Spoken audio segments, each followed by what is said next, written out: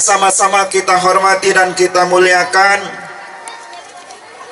mudir pengasuh rumah tahfidz Bunda Rosmiati atau Bunda Ocha, yang semoga dan senantiasa Allah panjangkan umurnya, Allah berkahkan umurnya, Allah berkahkan ilmunya, sehingga tidak ada satupun di tanah air ini anak-anak yang tertinggal untuk tidak mengenal kalam-kalam Allah, mengikut jejak sebagaimana hari ini.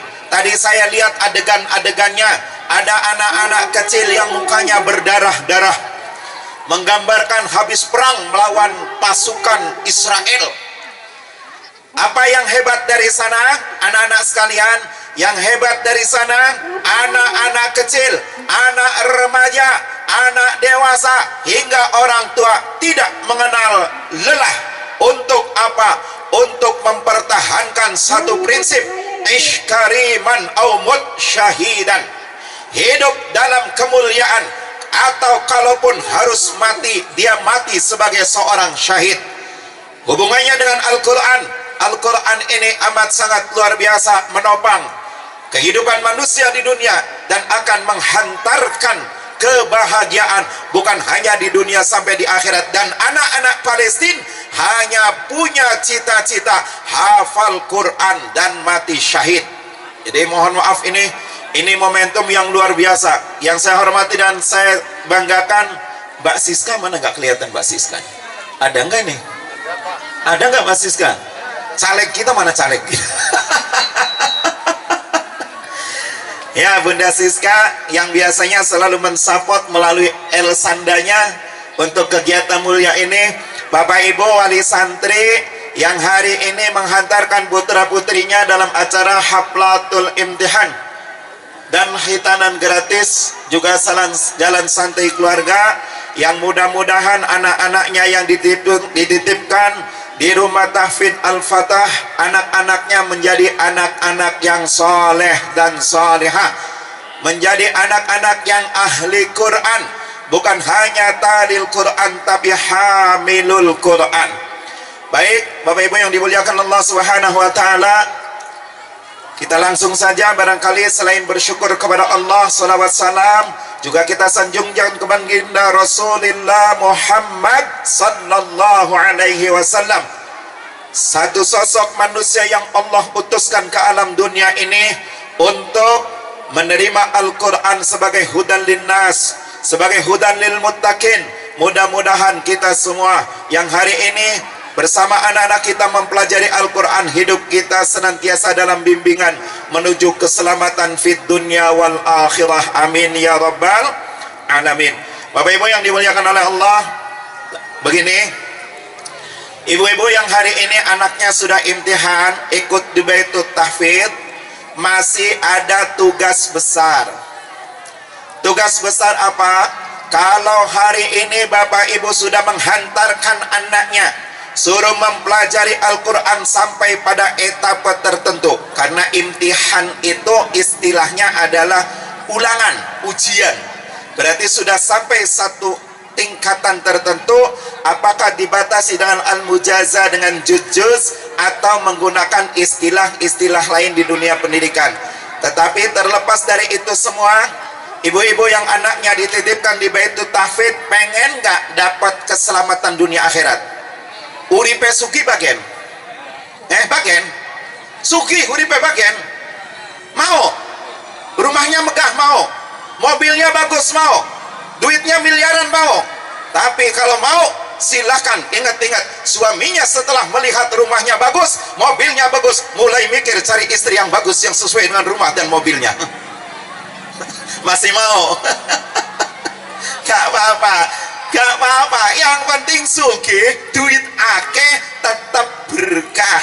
Punya suami-suami setia menghasilkan kebaikan, rumah tangga setia menghasilkan kebaikan, punya anak yang juga berkah membawa kebahagiaan fid dunya wal akhirah.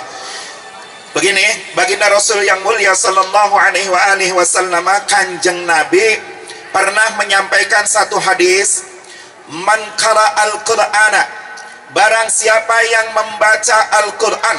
Anak-anak kita nih lagi dititipin, lagi dilatih suruh belajar Al-Quran. Beda dengan mamahnya. Dengerin ibu-ibu, kalau anak-anak belajar Quran, benar harus dititipkan di Baitul Tahfidz. Supaya apa? Benar harus dititipkan di madrasah. Supaya apa? Benar harus dititipkan di pesantren. Supaya apa? Supaya Al-Quran yang dipelajari tamam, sempurna, meliputi cara bacanya, makharijul hurufnya, madwal kasarnya, dan semua yang berhubungan dengan Quran. Sebab Quran bagaimanapun beda bu dengan nyanyian biasa. Kalau nyanyian biasa mau pakai dialek apa saja, cara baca apa aja, enak aja. Tapi Quran ada ilmu-ilmu tertentu. Maka satu hal yang luar biasa patut untuk terus kita rawat, semangat bunda untuk menitipkan anak-anak di Baitul Tahfidz Al-Fatah ini adalah semangat yang tidak boleh usang oleh karena satu keadaan apapun. Harus tetap semangat ghirah itu tinggi. Nanti kami sampaikan. Karena dia punya masa depan panjang, Al-Quran harus terwariskan. Sudah tidak lagi ke saya, tidak lagi ke bunda, tidak lagi ke bapak-bapak. Nanti anak-anak kita itulah pewaris-pewaris Al-Quran yang harus membaca, merawat, melembagakan, menjaganya sampai menghasilkan keberkahan, kebaikan fid dunya wal akhirah bagi seluruhnya. Jadi kalau anak-anak kita, tolong ini jangan sampai lolos dari rumah tahfidz. Jangan sampai lolos dari madrasah yang mengajarkan ulumul Quran. Jangan sampai lolos dari pesantren yang mengajar Quran dan ilmu-ilmunya. Tapi kalau buat bunda, orang tuanya, sing penting padu deben Quran baik. Buat ibu-ibu, macam ibu-ibu nggak usah belajar tajwid, kelamaan. Nanti diajari ha bunyinya ha. Nanti malah yang ngajarnya bingung. Dikiranya ini lagi ngapain ustadz sama yang diajarnya. Jadi kalau ibu-ibu yang penting bulat, cinta Quran, pengen bimbing anak baca Al-Quran, pengen bimbing anak selalu dengan Al-Quran, maka orang tua penting ada keterlibatan. Maka mohon maaf, ini dikaitkan dengan khitanan. Ini satu momentum yang cocok sekali. Kenapa? Nanti begini, khitan itu Bapak Ibu nanti ada hubungannya dengan pendidikan Al-Quran. Hari ini bukan kebetulan Allah yang sudah men-setting. Khitan itu syariat yang diberikan Allah kepada Nabi Ibrahim dan terus diajarkan kepada Nabi Muhammad hingga ke kita. Salah satu rahasianya anittabi' millata Ibrahim hanifah, suruh ngikut kepada ajaran Nabi Ibrahim, agama Nabi Ibrahim. Kecondongan kita ke sana karena ada rahasia di balik khitan. Apa salah satu di antaranya? Dijelaskan oleh Al-Quran, qad kanat uswatun hasanah li Ibrahim wa man ma'ahu. Pada diri Nabi Ibrahim ada contoh yang bagus. Mana contoh yang bagusnya? Contoh yang bagusnya ini bapak-bapak yang bawa anaknya disunat. Saya mau tanya, kira-kira yang bapaknya bawa anaknya disunat, bapaknya wis disunat durung gini? Durung. Sampean aja melu ngomong pakai tutur rabine. Yang boleh jawab hanya istrinya. Kenapa? Yang tahu suaminya sunat belum hanya istrinya. Kalau ada yang tidak tahu ikut ngomong, jangan-jangan ngintip lagi mandinya. Begini, tidak mesti nyuruh anak disunat, bapaknya sudah disunat. Kenapa kok sunat dilarikan ke Nabi Ibrahim? Karena Nabi Ibrahim dijaz oleh Al-Quran, dilegalkan oleh Al-Quran, adalah contoh orang tua yang bagus sehingga mampu mencetak Nabiullah Ismail alaihi salam. Di mana kata kuncinya? Nabi Ibrahim tidak pernah menyuruh anaknya, tidak pernah menyuruh istrinya kecuali dia melakukan lebih dulu. Sama dengan sunat. Sunat ini orang tua ngajarkan kepada anak, tidak mesti nyuruh anak dikhitan kecuali orang tuanya sudah dikhitan. Nah, hubungannya dengan pendidikan di mana? Gini bunda, pengen gak punya anaknya pinter Quran? Mau? Anaknya selalu baca Al-Quran? Mau? Selalu WA-an? Mau? Enggak. WA anak bunda dengan WA-nya bunda beda. Kalau WA-nya bunda WhatsApp, tapi WA anak kita waca Al-Quran. Nah, jadi beda WA-nya, beda orang, beda subjek, beda objeknya. Pengen punya anaknya selalu bisa baca Quran? Anak yang baca Quran dijanjikan oleh baginda Rasulullah, Man qara'al Qur'ana iqra'ul Qur'an, dalam riwayat yang lain iqra'ul Qur'an, bacalah Al-Qur'an, fa innahu, karena sungguhnya Al-Qur'an syafi'an, akan menjadi penolong, menjadi jalan syafaat, menjadi jalan penolong buat siapa? Li ashabi, untuk orang yang membacanya. Bunda capek-capek cari duit pagi sore siang malam, yang ada di otaknya hanya anak. Bener Bunda, bener enggak? Bunda capek lelah kerja kanggo siapa? Kanggo anak. Takonana bapane. Kalau bapak beda. Kalau bapak kerja capek buat siapa? Istri. Buat istri. Gorabi maning, gorabi maning jasingguri. Buat istri. Tapi saya pernah diklat sama teman-teman. Bu, ngapain gelisah banget Ustadz, pengen cepet pulang. Ngapain? Saya ingat anak. Apa-apa kelingan anak, apa-apa kelingan anak. Laki nih beli deling-eling, mulane gak ke wong lanang pada mati dingin. Ya kenapa? Jangankan disuguhi, deling-eling bega beli. Enggak, tidak. Begini saudara sekalian, Bunda, kita semua lakukan demi anak kita. Tidak lain yang terbayang pada otak orang tua bagaimana anak ini nanti punya masa depan. Dia menjadi anak yang dalam bimbingan ridha Allah. Dia menjadi anak yang selalu menabur dan menebar maslahat. Dia datang tumbuh dalam iman dan Islam, yang juga bisa memainkan peranan-peranan penting sebagai fungsi rahmatan lil alamin. Salah satunya adalah anak kita jangan jauhkan dengan Al-Quran. Jangan jauhkan dengan Al-Quran. Maka dari itu, kalau anak bunda pengen bisa baca Quran, pengen selalu baca Al-Quran, dihubungkan dengan khitanan, salah satu kata kuncinya, tolong kalau nyuruh anak baca Quran, bundanya pegang Quran. Bisa nggak? Pegang, cuman megang doang nggak bisa. Bisa pegang. Caranya gimana Pak Lutfi? Kalau saya bacanya nggak lancar, anak sayanya sudah pinter, saya ajarin caranya. Kalau biar bisa jadi pendamping anak tidak lepas dengan Quran, ibu pegang Quran, buka surat yang ibu ingin baca, ibu baca ta'awud kenceng, baca bismillah kenceng, baca suratnya pelan-pelan saja, baca ayatnya pelan-pelan. Ayo nak, baca Quran sama mama. Kalau orang tuanya baca Quran, insya Allah anaknya akan ikut selalu baca Al-Quran. Bundanya baca Quran, bapaknya baca Quran. Imam Syafi'i bilang, kaifa yastaqimu dhillu wal 'udu a'wajun. Bagaimana mungkin bayangan akan lurus kalau kayunya sudah bengkok? Bagaimana mungkin anak akan cita baca Quran kalau orang tuanya jauh dari Al-Quran? Maka dalam momentum penting ini, saya ingin ngajak, wahai orang tua yang pengen anaknya menjadi ahli Quran, pewaris Quran, pertama orang tua harus siap jadi contoh terhadap anak-anaknya untuk pembiasaan dan pembisaan Quran, untuk pembisaan dan pembiasaan Al-Quran. Bu, ibu, kalau pengen anaknya biasa baca Quran, ibunya pegang Quran. Yang keras baca ta'awudnya. A'udzubillahi minasyaitonirrajim. Bismillahirrahmanirrahim. Anak ikutan. Begitu anak baca, kata anaknya, mama kok suaranya pelan? Iya, sambil dengerin kamu baca. Barangnya malondon dan soten saking muti salai. Artinya apa? Bukan berarti karena kita orang tua terbatas, lalu berarti kita tidak punya kesempatan anak kita lebih baik. Tetap kita menang cara, tetap kita harus menang pengalaman, tetap kita harus menang pengetahuan.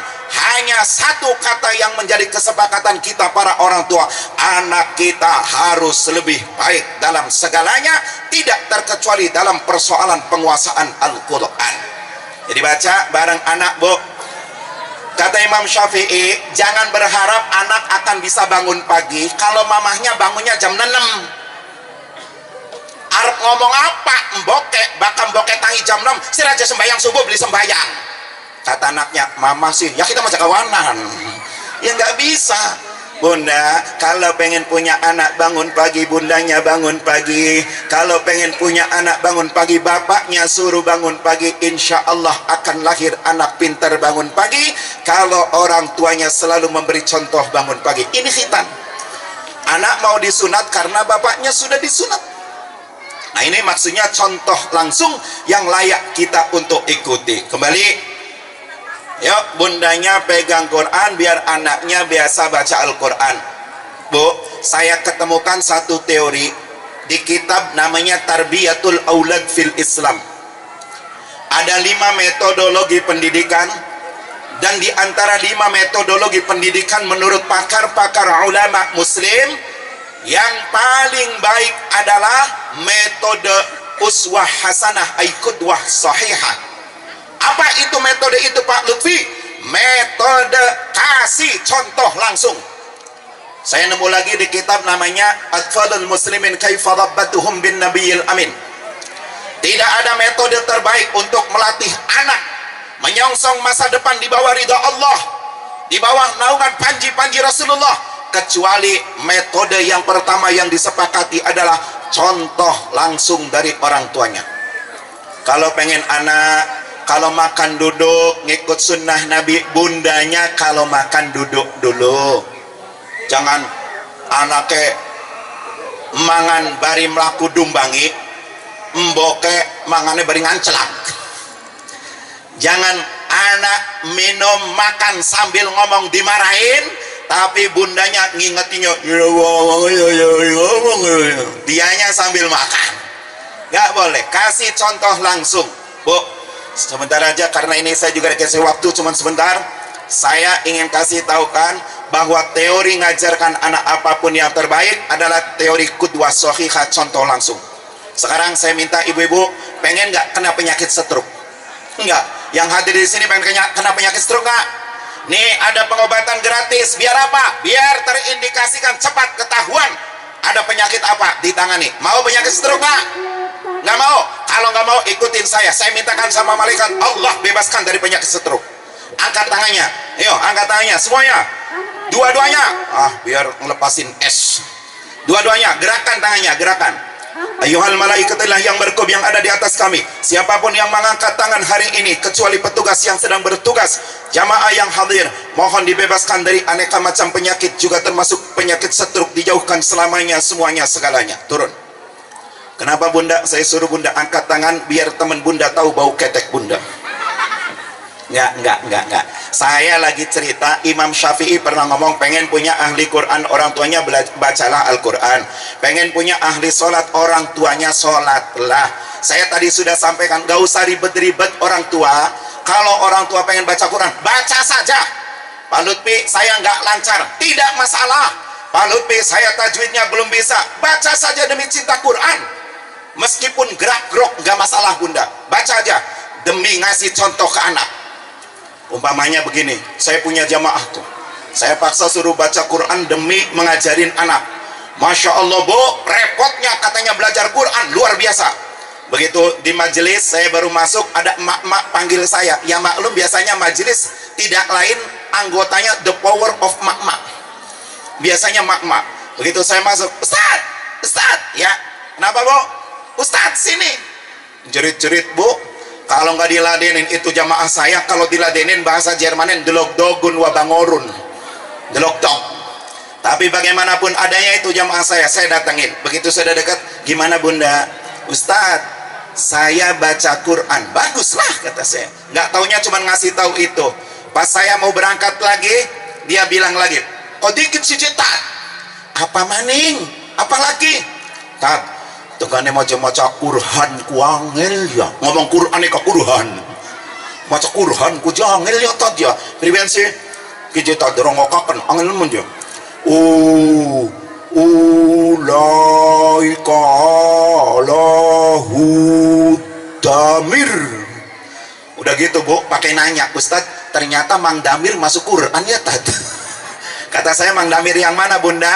Mang Damir yang tukang jaga Islamik. Dulu ada namanya Mang Damir, tukang jaga Islamic Center. Dia langsung ngomong, Tad, Mang Damir baca Quran. Yang mana? Nih dengerin. La ika ala abil kanun angel ya tajaj Allahu damirku ya tajaj damir. Kata saya, ya iya bunda, karena bunda megote beli pas. Dalam ilmu Al-Quran ada namanya al-waqfu wal ibtida. Ini mutusnya nggak pas, harusnya ala hudam mir rabbihim, dia putus sampai ala hudamir, ya jadi damir. Untung megote beli ula, ngarani anak ulang Quran. Lawan macamnya ula, lah jangan Quran, anak ulang nih aja Quran. Kayak kembali lagi Bunda harus kasih contoh, ini penting. Meskipun bunda bacanya belum lancar, nggak masalah. Pak Lutfi berdosa tidak? Tidak. Orang tua yang terbatas tapi cinta Al-Quran, pengen ngasih contoh anaknya menjadi ahli Quran, selalu tidak lepas Quran. Dia membaca Al-Quran, dapat pahala 2. Pahalanya 2. 1 pahala talil Quran. Ketika dia membaca Al-Quran seperti apapun, tetap dapat pahala. 1 huruf 10 kebaikan.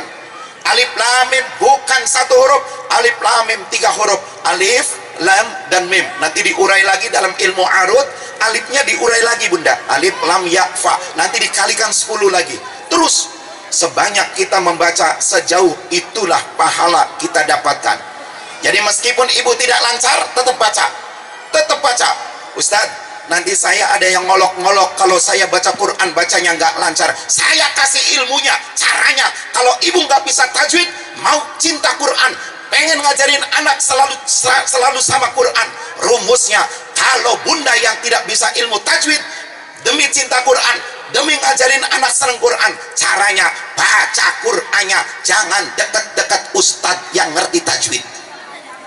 Ya, nanti yang nggak ada yang ngalok-ngalokin. Usmudi be kurutuk berpahala. 1 pahala talil Quran. Yang kedua, liqaqaihi. Ini hadisnya sahih. Gerak-gerok tidak lancar baca Quran sampai ibu merasa lelah, merasa susah, tapi tetap baca Quran, itu dapat pahala khusus. Jadi ini luar biasanya Al-Quran, Bu. Kembali lagi, tolong ibu biasakan dan bisakan untuk selalu sama Quran demi anak tidak tinggal Al-Quran. Karena tadi saya sampaikan, tidak ada pendidikan yang baik kecuali contoh langsung. Saya ulang lagi, Bun, saya mau tanya dulu nih, orang sini, orang komplek perumahan, sebutin nama anggota kepala yang saya sebut pegang, apa namanya nih? Apa? Batuk, tidak. Batuk mah bahasa Jawa. Ya meskipun saya tetap kan sama bahasa Jawa, Bun. Bahasa Jawa itu ngalahkan bahasa Inggris. Hebat bahasa Jawa. Mana buktinya? Kalau bahasa Inggrisnya nasi apa? Rice. Oke, rice. Nasi. Kalau beras? Rice juga. Tapi bahasa Jawa, punten, masih ningwiwitan, masih di sawah, namanya apa? Pari. Wis dipotong, diambil intinya saja, arahnya apa? Gabah. Diselip sebutannya apa? Beras. Dimasak arahnya apa? Sega. Dibungkusnya nganggo godong arahnya apa? Lontong. Dibungkusnya nganggo blarak kelapa arahnya apa? Kupat. Itulah hebatnya bahasa Jawa. Ya barangnya mah nasi-nasi juga, beras-beras juga. Ini hebat Jawa. Tapi mohon maaf, sekarang dalam waktu pendek saya pengen pakai bahasa Indonesia. Ini namanya apa?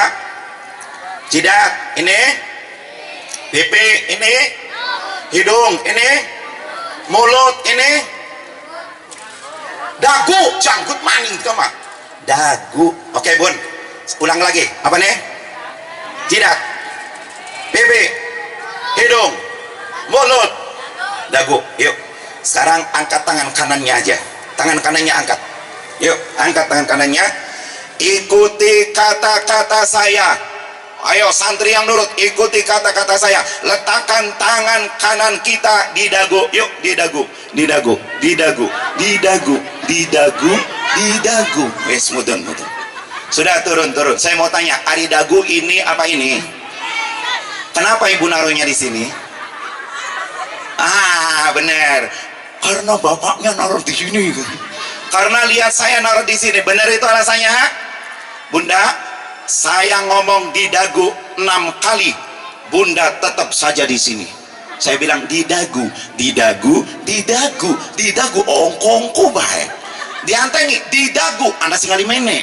Tak gentak maning di dagu, balik maning, mene maning. Kenapa bunda naruh di sini? Karena alasannya bunda ngelihat Pak Lutfi naruhnya di sini. Apa artinya? Satu kali saya ngasih contoh, ibu bisa melaksanakan dengan segera. 6 kali saya ngomong, ibu nggak rubah-rubah. Saya bilang di dagu, di dagu, di dagu, ongko-ongko, di dagu, celingak, celinguk, dalam batu dan ngalimene, belum ngalimene. Oh, kalau begitu contoh langsung ini lebih penting dalam hal mendidik anak, mengajari anak, menuntun anak menuju kesalehan individual dan sosial.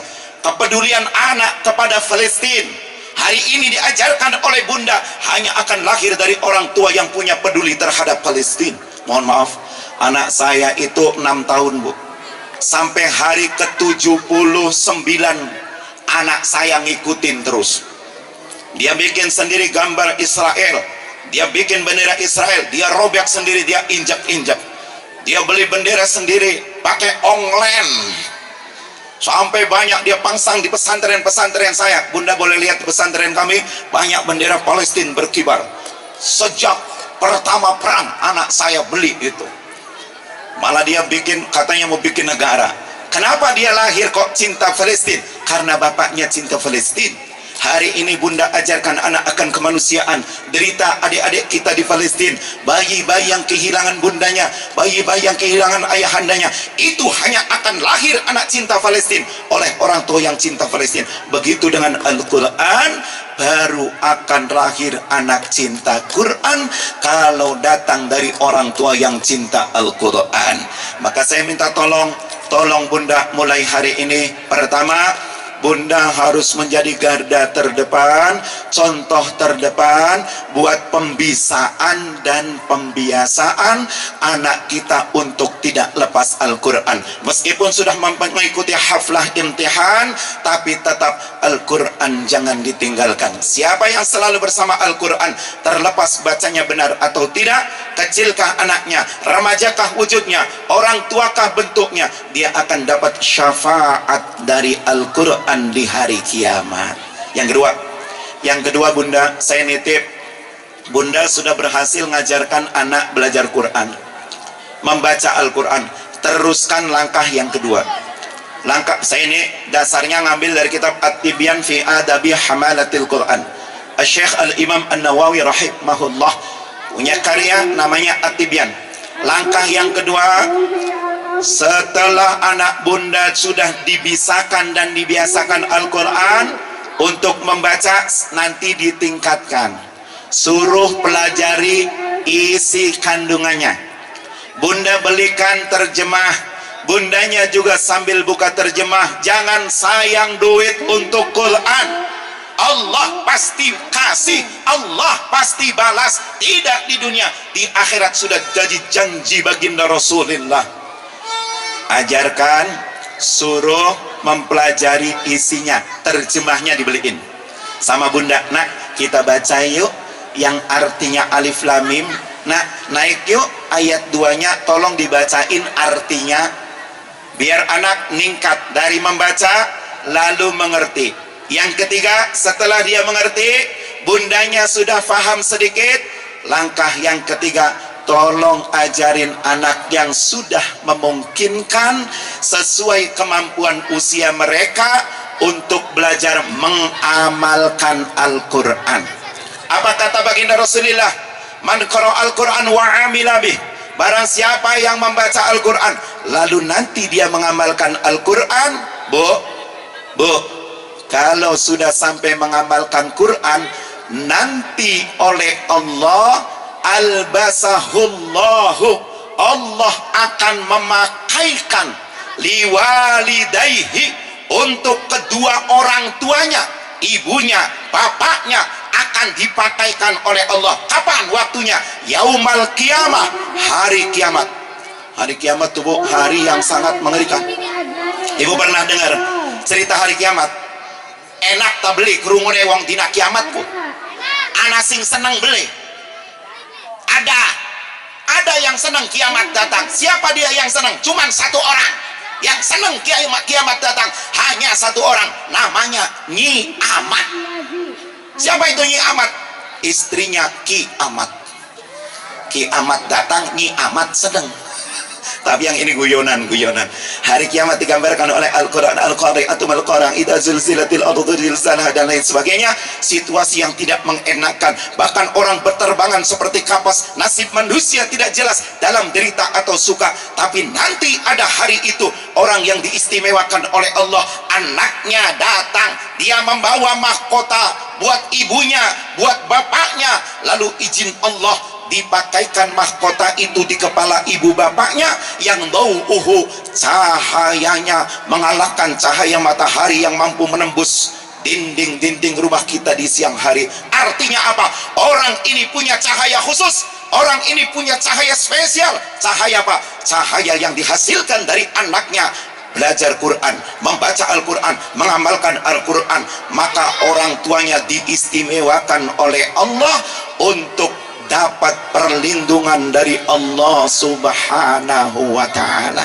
Maka bunda yang pengen anaknya ini membawa manfaat sampai ke akhirat nanti, hingga hari kiamat nanti, tolong langkah yang ketiga, ajak anak kita setelah baca Quran, mempelajari isinya, mengamalkan sedikit demi sedikit. Nanti akan menjadikan kita orang tua diberikan mahkota. Hari kiamat oleh anak kita diberikan, dipakaikan mahkota di kepala kita para orang tua, yang menjadikan kita diistimewakan oleh Allah pada hari kiamat gara-gara anak kita yang belajar Quran. Yang terakhir bunda, langkah yang terakhirnya, setelah membaca, mempelajari isi, ajak untuk belajar mengamalkan, ajak anak, bimbing anak menghafalkan Quran. Karena ini imtiaz, istimewanya menjadikan dia ahlullah, menjadikan dia keluarga Allah. Di mana menghafalkan Quran? Baitut tahfidz, Al-Fatah. Ini mengajarkan menghafal Quran di beberapa rumah tahfidz, termasuk di pesantren saya. Barangkali ada yang mau anaknya lulus SD, mau dipesantrenin nggak jauh-jauh, mau pesantren yang dekat di Pekandangan Jaya, punya Pak Ustadz Lutfi, punya Pak Lutfi. Ini masuk tahun kelima, salah satu pengajarnya Ustadz Ahmad. Ini sudah masuk tahun kelima, mau masuk tahun ke-6. Alhamdulillah sudah nyabet 74 medali nasional internasional. Tetapi mohon maaf, terbatas jumlahnya. Biasanya kita hanya 20 anak, paling banyak 30. Baru tahun ini rencana mau dipisah putra dengan putri, akan membuka santri banyak 100 sampai 150. Rumusnya, satu ustadz pegang 10 santri, menggunakan rumus murabbi'ah. Untuk apa? Memudahkan kontrol anak, baik dalam bidang afektif, kognitif maupun psikomotoriknya, atau istilah orang sekarang IQ, EQ dan SQ-nya supaya terpantau. Programnya ada tahfidzul Quran, musri'atul kutub, percepatan kitab kuning, menghafalkan Al-Quran, dan juga ada program penguasaan 2 bahasa, Arab Inggris. Ya, untuk Qurannya ikut ke Kudus, Mbah Yai Arwani, bahasanya ikut ke Gontor, kemudian kitabnya ikut ke Bang Sri, percepatan kitab kuningnya. Apa artinya? Mohon maaf, bukan berarti lagi promosi, kalaupun promosi mumpung ketemu. Tetapi saya pengen tidak berhenti anak kita hanya sampai imtihan membaca Al-Quran, tapi tadi naikkan, pelajari isinya, ajak mengamalkan isinya, tingkatkan untuk menghafalkan. Bundanya saya ajak juga ngapalin Quran. Nggak hafal semua nggak apa-apa bunda, minimal sampai mati baru apal kulhu, kul a'udzu birabbil falaq, kul a'udzu birabbin nas. Lumayan gue modal talilan, balik oleh berkat gratis. Pokoknya bundanya ikut ngapalin, ajak anak kita ngapalin. Baik bunda, jadi kembali lagi kesimpulan pertemuan kita pagi hari ini. Pertama, hanya anak soleh lahir dari orang tua yang belajar dan berusaha menunjukkan kesalehannya. Maka saya mengajak, sebagaimana Imam Syafi'i sampaikan, kaifa yastaqimu dhillu wal udu a'wajun. Saya mengajak kepada orang tua yang hari ini anaknya mengikuti haflatul imtihan, tolong terus dan terus, jangan pernah bosan untuk menjadi contoh terbaik buat anak-anak kita.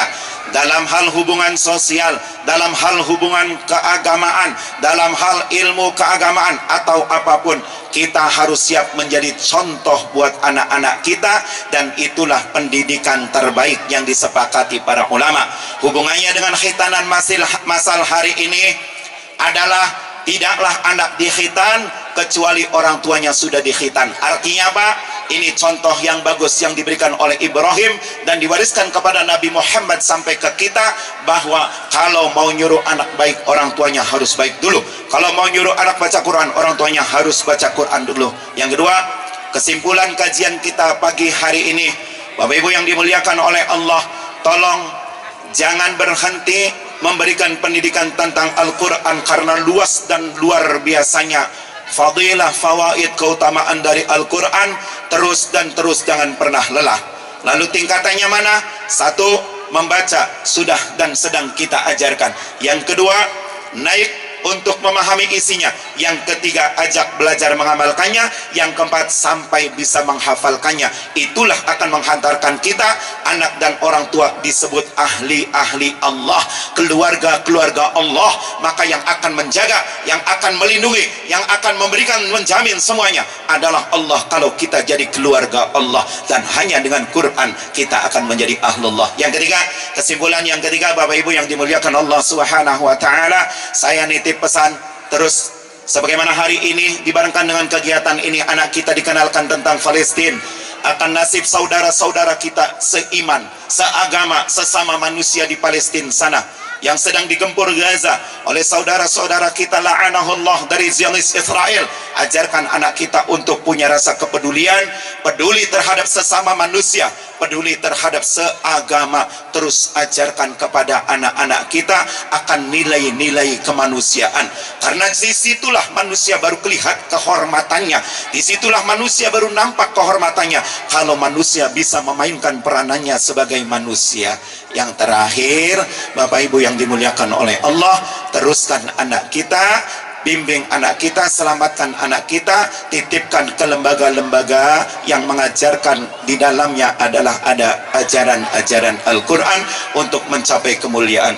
Itu saja barangkali yang bisa saya sampaikan dalam keterbatasan waktu. Semoga Baitut Tahfidz Al-Fatah Nggih Ahmad Al-Fatah yang hari ini memperingati haflatul imtihan dijadikan tempat yang Allah berkahi, berkah tempatnya, berkah pengurusnya, berkah santrinya, berkah keluarga santrinya, berkah kita semua di bawah dan dibimbing dalam keberkahan Allah Subhanahu wa taala. Dan semoga anak-anak yang hari ini dikhitan semoga lekas diberikan kesembuhan dan mulai siap mengikuti tuntunan syariat Rasulullah sebagaimana syariat Nabi Allah Ibrahim alaihi salam. Wallahul muwaffiq ila aqwamit thoriq. Wassalamualaikum warahmatullahi wabarakatuh.